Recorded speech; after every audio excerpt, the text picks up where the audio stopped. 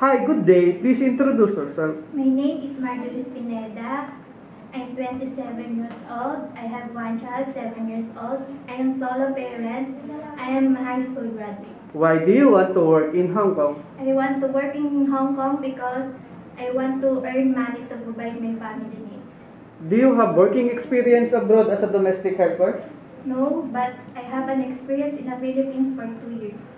What are your duties and responsibilities to your employer? My duties and responsibility are cooking, cleaning, and do household work. Did you take care of baby, child, or elderly? I can take care of a child, 7 years old, and elder, 74 years old.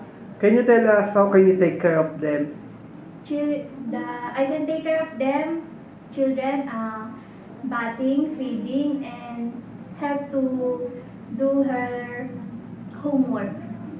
And the elderly, I can change her diaper and walking by the hospital and to take care her medicine.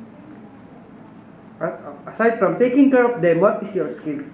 My skills are cooking a Filipino dish, and I want to learn Chinese food, and I know how to take care a pet like a dog and cat. What are the traits necessary to be a good domestic helper? A necessary trait to good a domestic helper are loyal, trustworthy, and hardworking person. Lastly, anything else you want to tell to your future employer? Hello, moms. Please select me as a domestic helper because I am a strong woman and loyal, trustworthy, and hardworking person. Thank you.